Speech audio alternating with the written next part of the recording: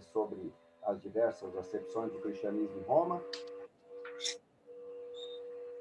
Sim, você chegou até religiosa universalismo. Foi a última coisa que você notou.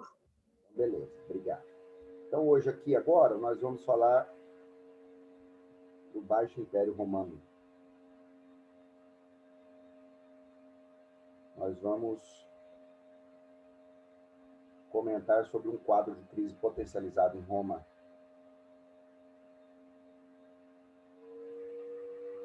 que vai do século III até o século V BC. E este dito Alto Império, este dito Baixo Império, vai marcar o declínio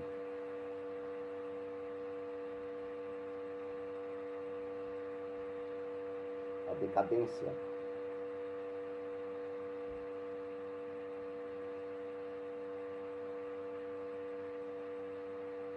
a desagregação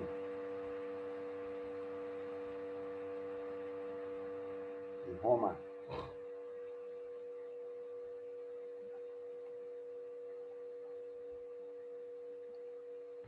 Certo, queridos? É um período de declínio, decadência e desagregação de Roma. Roma não cai por um século, dois. Roma cai por uma crise de séculos. E o motivo que leva Roma a cair são motivos intrínsecos e extrínsecos. Então, Roma também não cai só por motivos internos, mas por uma somatória de fatores internos e externos que potencializaram a queda de Roma. E nós vamos comentar sobre tais fatores agora, aqui na nossa análise sobre o Baixo Império Romano, tá bom? Então, vamos fazer assim, ó. Vamos levantar os fatores do declínio. Alguns deles nós já comentamos, outros iremos comentar mais ainda. Mas olha,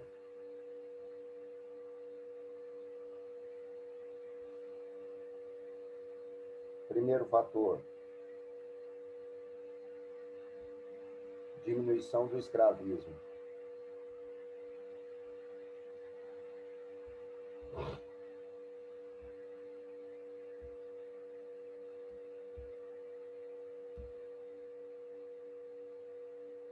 Segundo fator, crise econômica, impulsionada principalmente pela elevação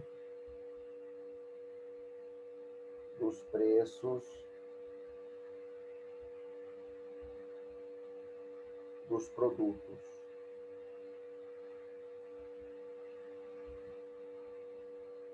O que alguns historiadores chamam de inflação.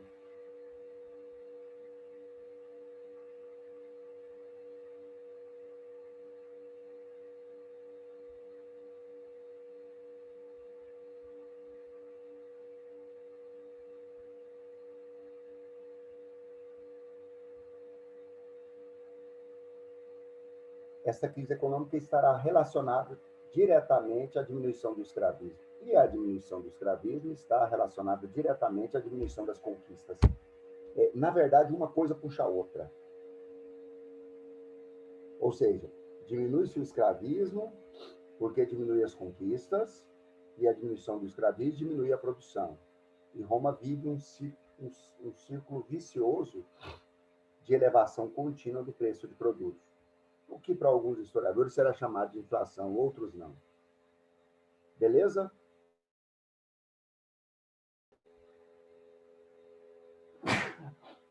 Opa! Outro motivo do declínio romano: ascensão do cristianismo.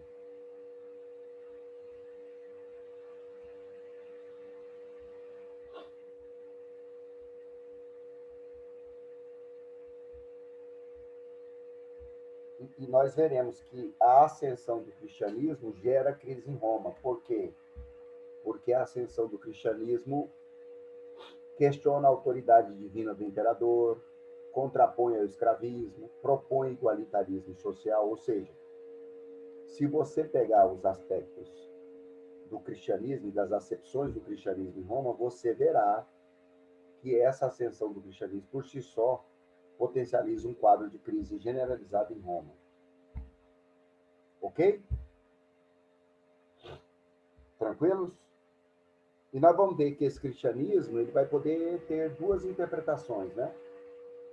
Uma primeira interpretação na qual o cristianismo vai ser utilizado para contrapor a Roma, para criticar a Roma, né? como elemento de crítica à estrutura romana, e uma segunda interpretação que o cristianismo vai servir também para dar fôlego para alguns imperadores romanos no Baixo Império, que nós vamos comentar agora.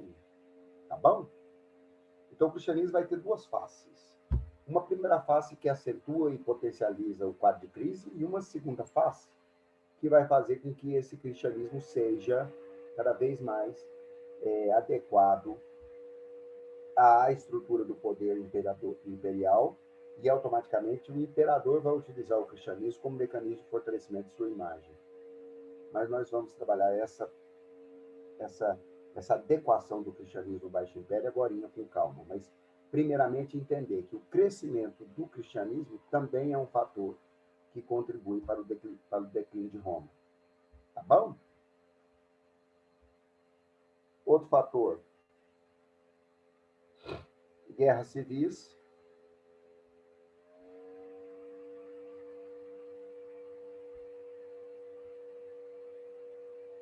E aí nós vamos ter guerra entre patrícios versus patrícios,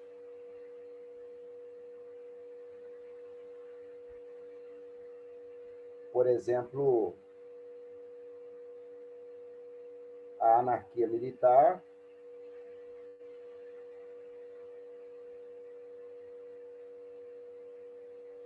e patrícios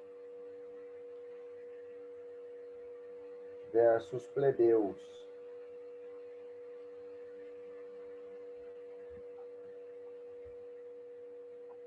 Beleza?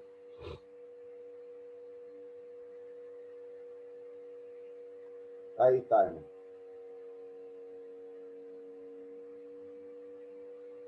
Dá um print aí para mim rapidinho.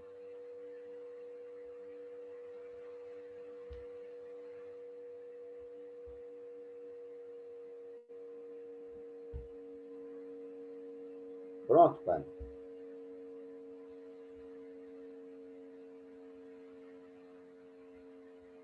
Então, gente, ó, outro fator que leva ao declínio de Roma são as guerras civis. Inquestionavelmente, elas eclodem em Roma assustadoramente. E nós vimos, por exemplo, que na passagem do Alto para o Baixo Império Romano, nós vamos ter um período de 50 anos que vai ser chamado de anarquia militar, né? Esse período de 50 anos, chamado de anarquia militar, ele será um período em que Roma terá 23 imperadores, portanto, um período em que a própria elite patrícia vai se bater. Então, vai haver crise aí no contexto. Tranquilos? Beleza? Outro fator do declínio romano, ó, a barbarização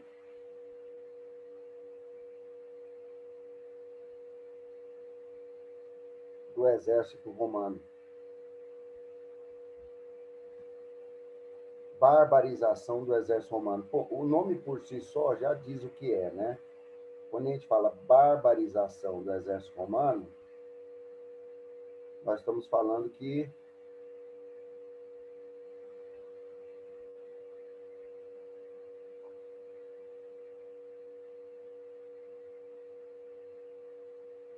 Roma vai começar a utilizar bárbaros em seu exército. Então, Roma vai começar a usar não romanos em seu exército. Se Roma está usando não romanos em seu exército, é porque o exército está fraco, está fragilizado. E nós vamos ver isso. E veremos que isso será um fator do declínio, porque já significa que o potencial bélico de Roma não é respondido mais necessariamente somente por Roma. Tranquilos, galera? Tudo bem?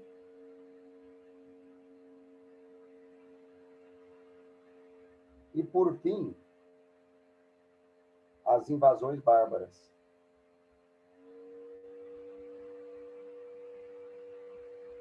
Que será o último aspecto que nós iremos analisar. Essas invasões bárbaras, eu vou dar um tempinho para analisá-la com calma agora. Nós vamos trabalhar as invasões bárbaras para vocês entenderem como que essas invasões foi digamos assim, o calcanhar de Aquiles de Roma, foi o último aspecto que levou ao declínio romano. O que sedimenta, digamos, a queda de Roma, fundamentalmente, serão as invasões bárbaras. Se Roma era um gigante com pés de barro, como já falava Calígula, quem vai quebrar esses pés de barro de Roma definitivamente serão os bárbaros. Mas para nós fazermos uma análise sobre os bárbaros, deixa primeiro eu fazer uma outra análise com vocês. Ou seja, concentra. Estes são os fatores que levam ao declínio, à decadência, à desagregação de Roma. Ó. Aqui estão, ó. A diminuição do escravismo, resultado da diminuição das conquistas, a crise econômica romana, que será sentida paulatinamente, a ascensão do cristianismo, que vai potencializar uma crise estrutural em Roma, quanto à autoridade divina do imperador, o Augusto, quanto à questão do escravismo, etc. Nós veremos que as guerras civis continuadas, que a barbarização do exército romano e que as invasões bárbaras, tais aspectos agindo conjuntamente, vão potencializar o declínio romano, certo? Agora, qual análise eu quero fazer com vocês? Eu quero comentar com vocês 3 imperadores que estarão no Baixo Império Romano e que tentaram tomar medidas capazes de fazer com que Roma não decaísse. Então, nós vamos falar de 3 imperadores que, apesar de estarem no Baixo Império Romano, tomarão medidas de modo a Roma não declinar, não decair. Nós vamos falar do Diocleciano,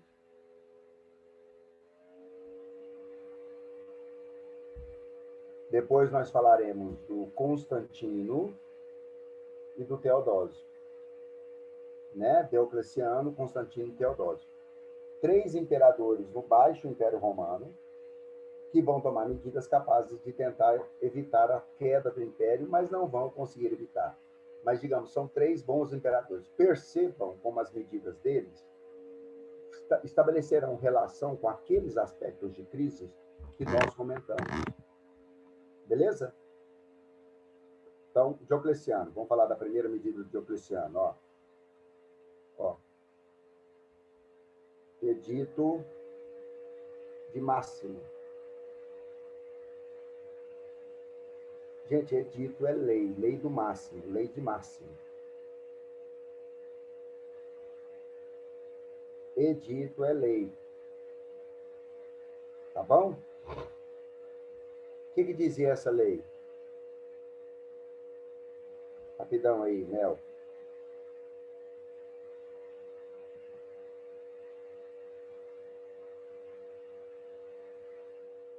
Bom, o que dizia essa lei? Tabelamento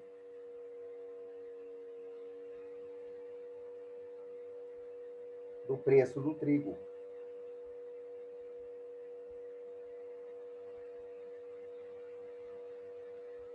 O que o Diocleciano queria? O estabelecimento do preço máximo do trigo. Tabelar o preço do trigo para evitar inflação, para evitar com que o preço do trigo alcançasse altos valores. Tudo bem ou não? Edito, lei do máximo, tabelamento do preço do trigo, estabelecimento do valor máximo do preço do trigo. A ideia é evitar com que o tal preço atingisse altos valores, barrar a alta do preço do trigo. A ideia é essa. Tudo bem? Outra medida tomada pelo Diocleciano, tetrarquia.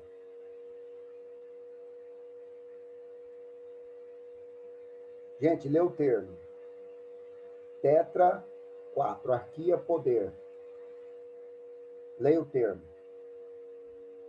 4 no poder. O que o Diocleciano faz?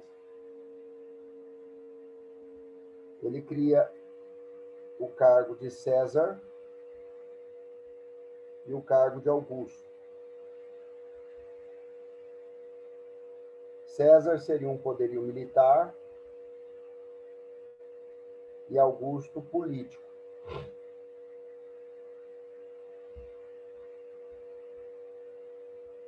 Roma teria 2 Césares e 2 Augustos. Aí o que o Diocleciano faz? Ele estabelece 2 capitais para o Império Romano, Roma e Milão. Olha para cá, presta atenção um pouquinho aqui. Olha para cá. Ele põe um Augusto e um César em Roma e um Augusto e um César em Milão. Ele divide o poder em 4 pessoas, inclusive ele, Diocleciano, os 2 filhos, Arcádio e Honório, e um filho dele de criação, por assim dizer, alguém que ele o tratava, considerava como filho, chamado Constantino. Né? O Diocleciano seria o Augusto de Roma, o seu filho Honório seria o César de Roma, o seu filho Arcádio seria o Augusto de Milão e o seu filho de criação, Constantino, seria o César de Milão. Ele dividiu o poder em 4 para aumentar o aparelho administrativo, para aumentar o braço político, para aproximar o braço político do poder. Tudo bem?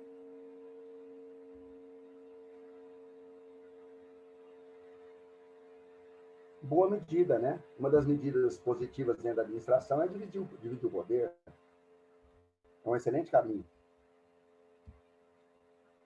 Só que aí o Diocleciano morre, olha só, presta atenção nessa, o Diocleciano morre, começa uma guerra entre os filhos e o filho de criação Constantino. Constantino mata os 2 filhos do Diocleciano e se torna imperador de Roma. Percebam como nós temos aí já um choque entre imperadores, como o que está vigorando é o domínio militar, não outra coisa que não o domínio militar. Está claro? Tranquilos ou não? E o Constantino, que eu estou me referindo, que matou os filhos do Diocleciano, é o pai desse Constantino, que nós vamos falar agora. Este é Anco Constantino, pai de Constantino Márcio. Então, um outro imperador que nós vamos destacar agora será Constantino. Ó. E sobre o Constantino, eu vou destacar inicialmente um edito chamado Edito de Milão.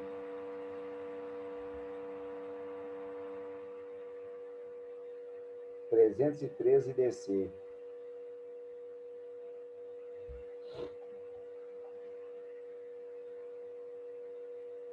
Edito de Milão.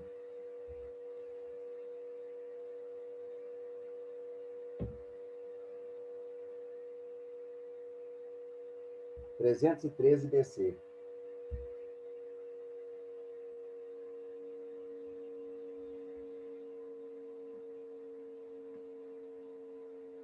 O que esse edito definia? Liberdade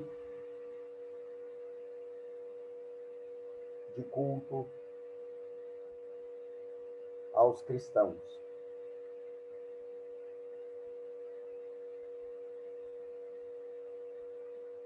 O que o Constantino percebe? Isso aqui, ó. Os imperadores romanos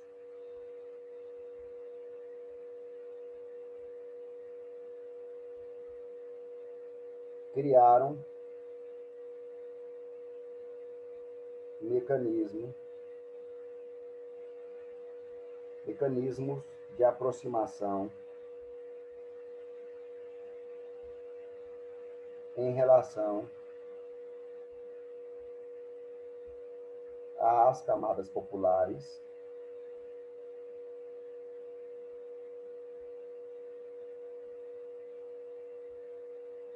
fundamentalmente plebeus e escravos,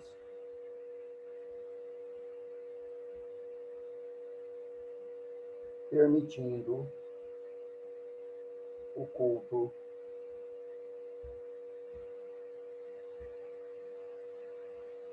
cristão.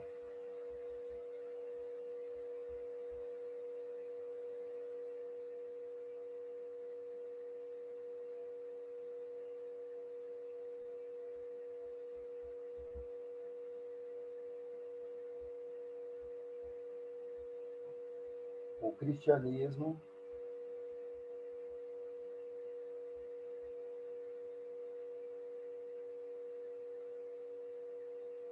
como mecanismo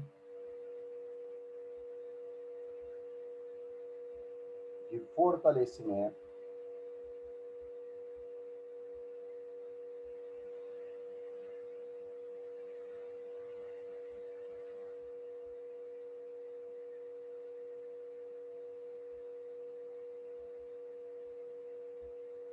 político do imperador.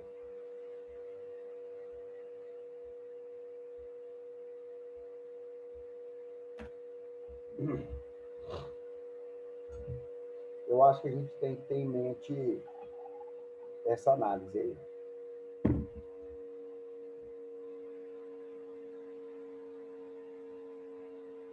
Toma nota e vamos problematizar um pouquinho aí.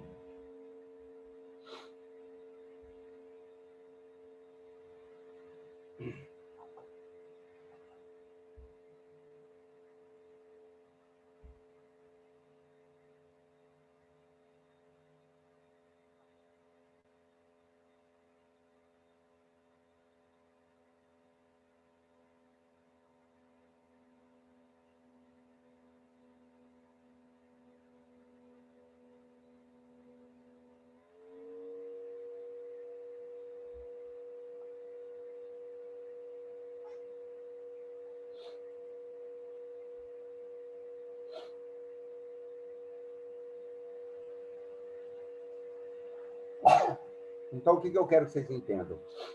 O mesmo cristianismo que contribuiu para o declínio de Roma contribuirá para dar fôlego, para fortalecer a imagem política do imperador mediante as camadas. Por quê? Porque os imperadores, e aí estou citando primeiramente Constantino, permitirá o culto. O Constantino será o primeiro papa oficial da igreja. Gente, o primeiro papa oficial, Constantino I. Porque o primeiro papa a igreja entende ser Pedro. Pedro, apóstolo, príncipes apóstolo. Pedro, apóstolo, príncipes apóstolo. Pedro, tu és pedra sobre qual se erguerá a minha igreja. Pedro, de pedra. Mas a historiografia entende que o primeiro papa institucional foi Constantino. Ele realizou um concílio na cidade de Niceia, o famoso Concílio de Niceia.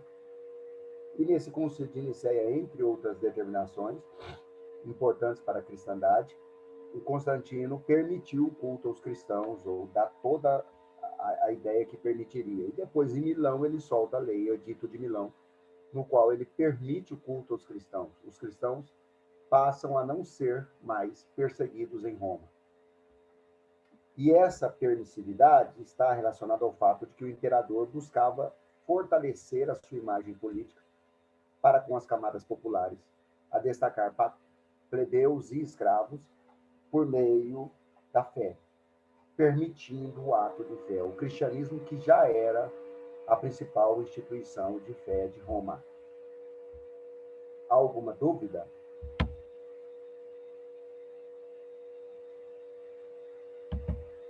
Então, é por isso que eu trabalho aqui assim, ó, olha aqui, ó, o cristianismo como mecanismo de fortalecimento político do imperador, porque o imperador utilizará o cristianismo como forma de aproximação das massas. Dúvidas? Dúvidas?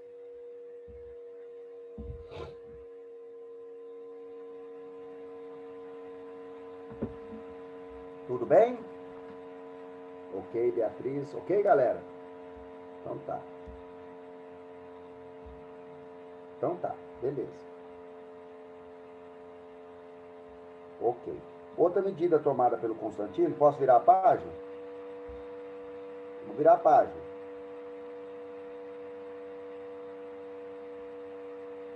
Outra medida tomada pelo Constantino foi o edito.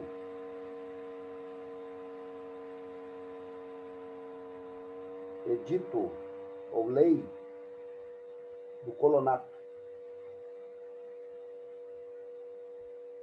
E essa lei, ou edito colonato, partiu do quê?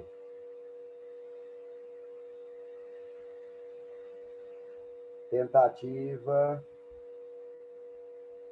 de fixação do elemento plebeu ao campo.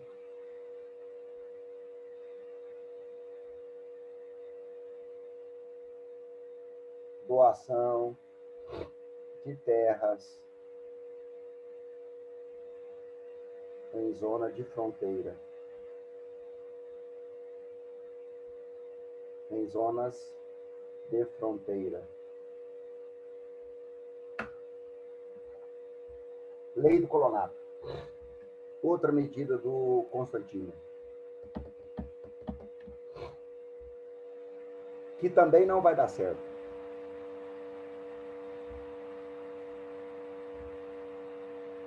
O que o Constantino tentou fazer? Falou, ó, essa lei, gente, deixa eu botar a data para vocês, né? 330 DC. Ela é de 330 DC, tá bom?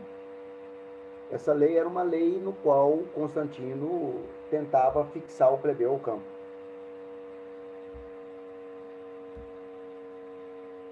Fundamentalmente, o que ele queria? Ele, digo, Constantino.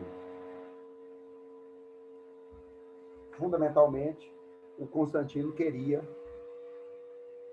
fixando esse elemento plebeu ao campo, desovar, desinchar as cidades, fazer com que as cidades romanas diminuíssem e que aumentasse a produção em Roma. Então, você desincha a cidade, você tira essa plebe urbana da cidade, faz o plebeu voltar paulatinamente ao campo e aumenta a capacidade produtiva de Roma, porque o plebeu seria uma mão de obra, uma força de trabalho camponesa. Bom, excelente ideia. Por que não deu certo? Porque ele vai tentar fixar o plebeu em região de fronteira. Só que os plebeus não vão ficar nas regiões de fronteira, porque Roma estava sofrendo invasões. E ao sofrer invasões, muitos plebeus começam a morrer pelas invasões bárbaras. Ou seja, a região de fronteira estava, melhor dizendo, por demais perigosa. Não tinha terra em região central de Roma para doar para plebeu. Essa aí os patrícios não abriam mão. Em região de fronteira estava sendo marcada pela insegurança, ou seja, o princípio da segurança não contribui para os plebeus. Inclusive, presta atenção, lá na frente, saibam vocês que uma das origens da servidão será essa. Uma das origens da servidão será essa.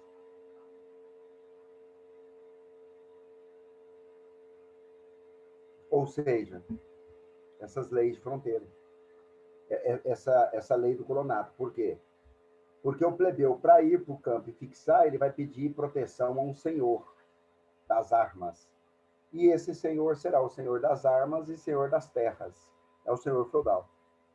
E o plebeu, paulatinamente, irá para as terras desse senhor que garante a segurança e trabalhará para ele como servo, não como escravo, mas como servo. É um dos princípios da servidão feudal. Um dos aspectos que principiam a servidão feudal será a lei do colonato. Tudo bem? Alguma dúvida? E agora um outro imperador aqui, ó. O último que nós vamos trabalhar, Teodósio. E sobre o Teodósio, nós vamos fazer duas análises. A primeira delas, eu vou na mesma linha de fé, ó. Edito de Tessalônica,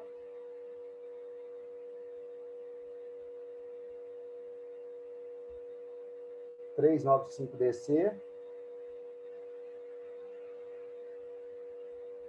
oficialização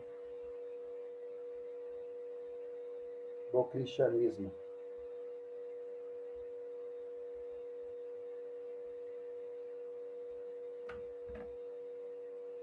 Então, se o Edito de Milão permite, o Edito de Tessalônica oficializa. Ó, se o Edito de Milão permite, o Edito de Tessalônica oficializa. O que significa oficialização aqui? Vocês sabem? O que significa dizer oficialização? Quem poderia me dizer aí?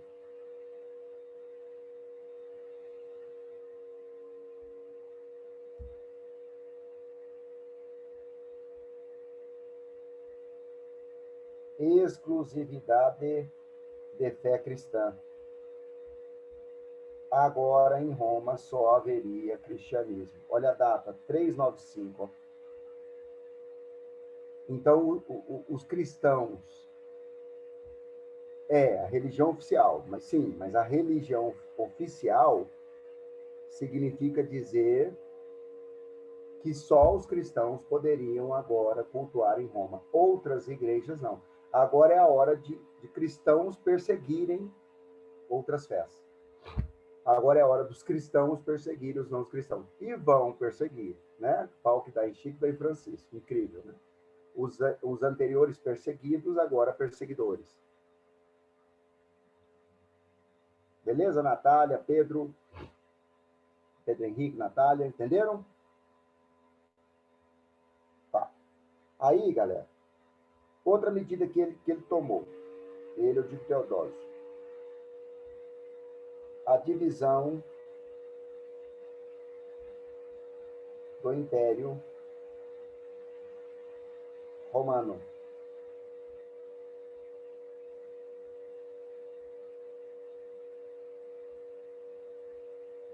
Ocidente, capital Roma, e Oriente, capital Constantinopla.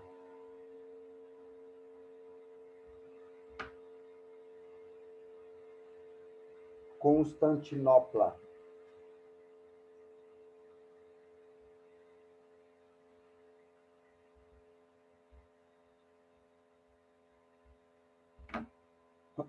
Roma e Constantinopla. Professor, a intenção do plebeu ir para o campo e aumentar a produção depois...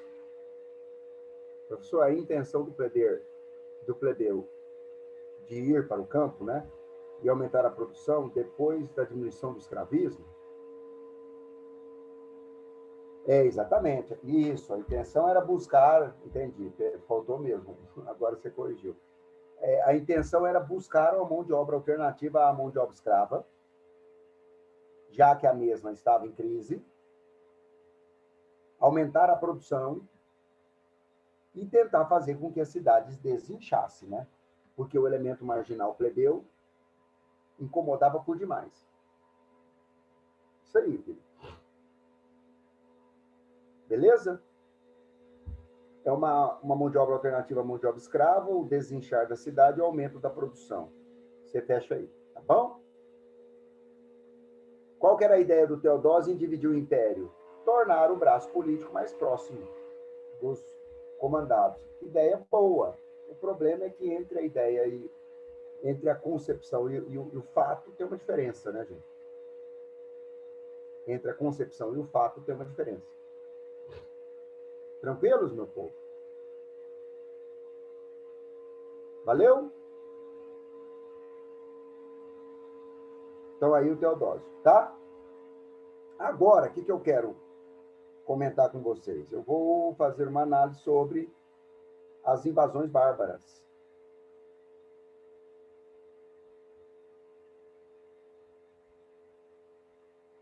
Sobre as invasões bárbaras.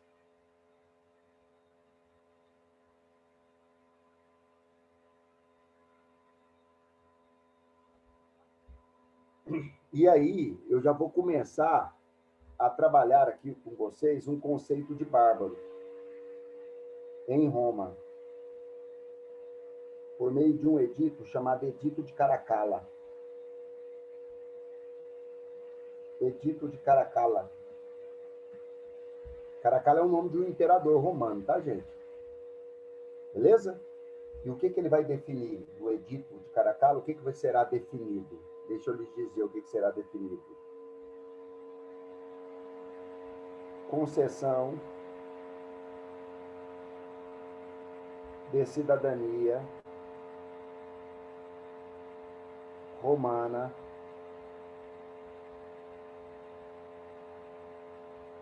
a todos habitantes de Roma.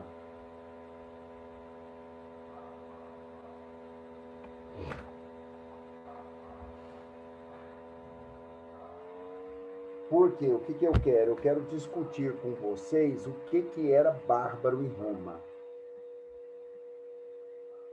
Vamos ver se vocês manjam isso. Vamos ver se vocês manjam isso. O que era bárbaro na Grécia?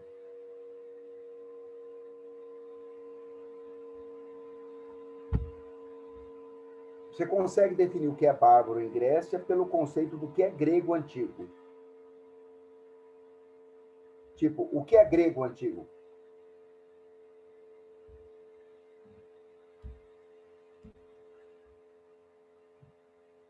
Quem fala grego e quem cultua o panteão de Zeus. Lembra disso?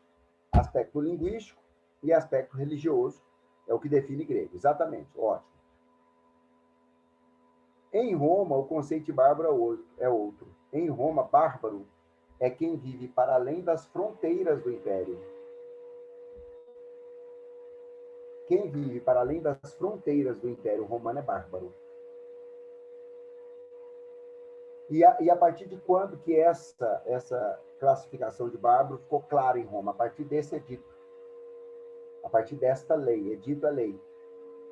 Porque a partir do edito de Caracalla, se todos aqueles que vivem dentro das fronteiras de Roma são romanos, aqueles que não vivem são bárbaros. Então percebam que bárbaro não vai ser necessariamente um conceito étnico, linguístico, religioso, ou seja, dentro da própria Roma tinha povos que falavam diversas línguas, cultuavam diversas divindades e não eram bárbaros.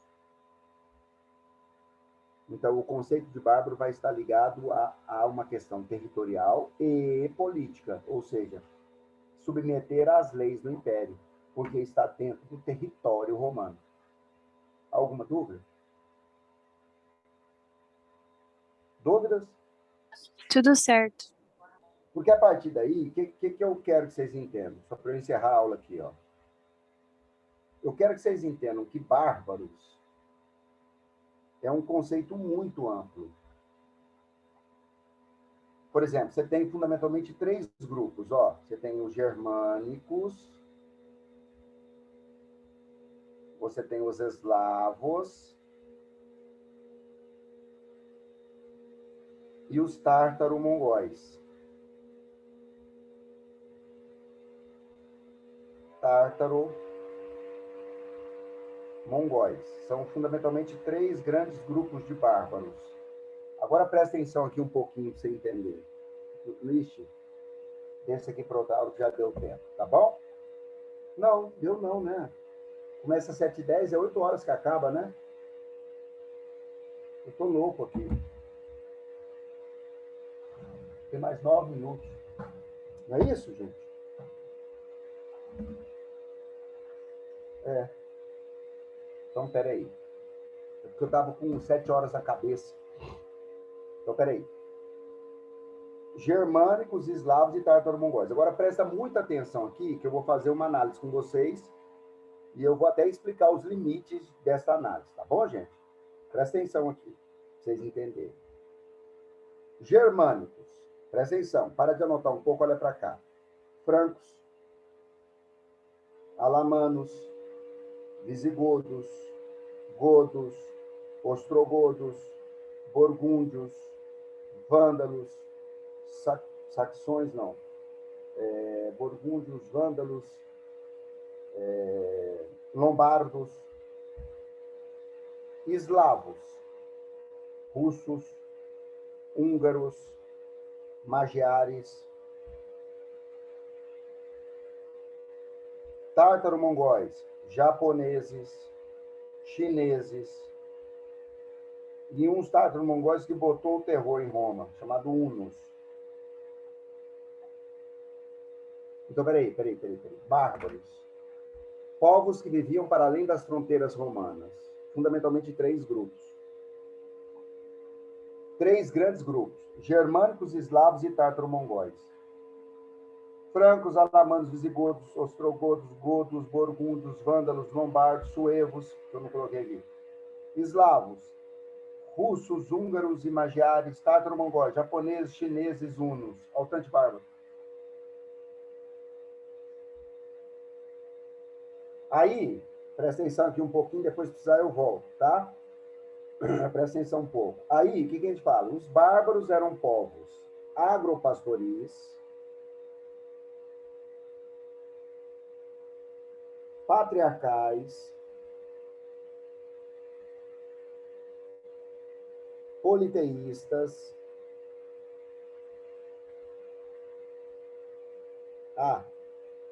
tribais. Agropastoris, tribais, patriarcais, politeístas. Eram. Só que essas características aqui, ó, volta, eram específicas de cada povo. Ou seja, eles eram tribais, agropastoris, patriarcais, politeístas. Mas a forma dos francos, dos alamanos, dos visigodos, dos ostrogodos, dos burgúndios, dos vândalos, dos lombardos, de organizar a sua tribo, as divindades, o patriarcalismo, era independente de cada povo. Então, eu já estou assumindo para vocês que essa aula que nós vamos dar aqui sobre bárbaros, ela é muito fraca. Porque se você fosse estudar de verdade, ou seja, na faculdade, seu professor, sua professora, a professora Ana Tereza, lá na Federal, ela vai dar uma aula de francos, de alamanos, de visigodo, de godo, de ostrogodo, de burgúndio, de vândalo, de lombardo, de russo, de húngaro, de magiare, de japonês, de chinês e de hunos e outros povos.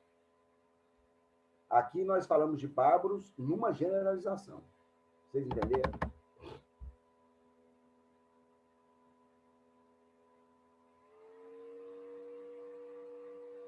Compreendem ou não, meus queridos? Agora, é verdade, realmente é verdade. Okay? Ou seja, a invasão dos hunos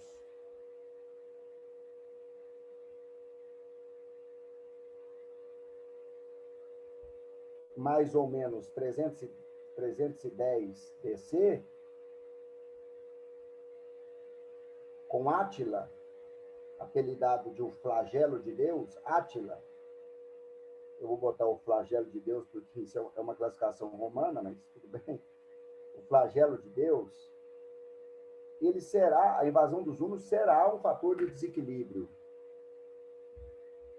E por que será? Porque os hunos vão invadir as fronteiras né? Existia na fronteira de Roma com os germânicos uma terceira cultura, que é justamente um sincretismo de padrões da cultura românica com a cultura germânica. E guardada as devidas proporções, porque também teve muita guerra, mas guardada as proporções, as fronteiras foram acomodadas. Né? Os romanos submeteram os germânicos, instituíram o poder de maneira violenta, e houve uma acomodação fronteiriça, mais ao norte de Roma. Com idas e vindas, tem períodos de guerra, né? Por exemplo, Marco Aurélio experimentou muito período de guerra contra os germânicos, enfim, sem dúvida. Mas houve uma acomodação. Quando os hunos de Átila empreendem uma sistêmica invasão a povos que habitavam o norte da fronteira romana, os hunos de Átila serão um fator de desequilíbrio. Por quê? Porque, uma vez invadidos, saqueados, mortos, esses povos bárbaros, germânicos, a destacar germânicos, eslavos, vão migrar para Roma. E vão encontrar um Império Romano fragilizado, vão encontrar um Império Romano que vai fazer aliança com exércitos bárbaros para defender suas fronteiras. É aí que existe barbarização do exército romano. Ou seja, se Roma está dependendo de uma aliança com bárbaros para proteger suas fronteiras, é porque Roma já está fragilizada. E aquela Roma que nós trabalhamos, aqui, eu quero que vocês entendam isso. Ó. Esta Roma aqui, ó,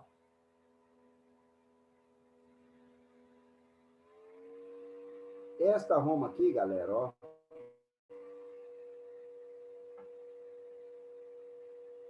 ela já não existia mais nos anos 400.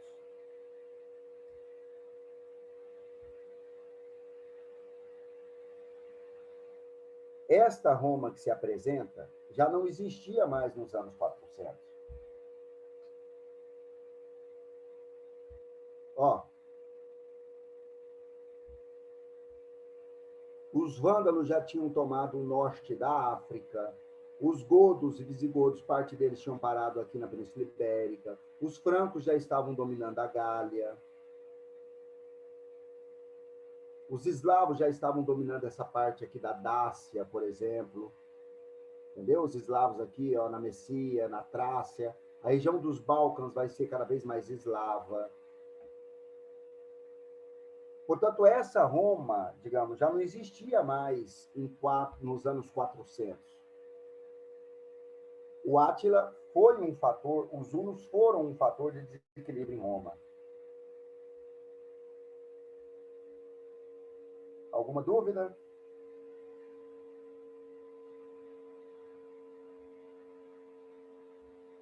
Tranquilos, queridos? Sim. Beleza? E aí, só para nós fecharmos aqui, porque agora vai dar o tempo mesmo, só para nós fecharmos, o que eu queria pensar com vocês? Que quando, em 476, Odoacro, rei dos Érolos, queda do Império Romano do Ocidente. Quando, em 476, Odoacro, rei dos Érolos, depõe o último imperador romano, chamado Rômulo Augusto. Eu adoro isso, ó, Rômulo Augusto. Estou falando de Roma Ocidental, já que a Roma Oriental vai continuar, né? Mas, ó, o primeiro rei é Rômulo, né? O lendário Rômulo, e o primeiro imperador é Augusto, rei Otávio. Então, para derrubar o primeiro rei e o primeiro imperador, que era o nome do último, pá! Então, pelo início, observa-se o fim. Né? A queda do Império Romano do Ocidente já é a concretização de uma invasão que perdurou algo em torno de 2 séculos, em que os bárbaros sistematicamente invadiam Roma. Presta atenção que essa expressão bárbaro está muito generalizada Mas é isso que vai cair. Queda do Império Romano. Próxima aula a gente vem com Idade Média. Tá?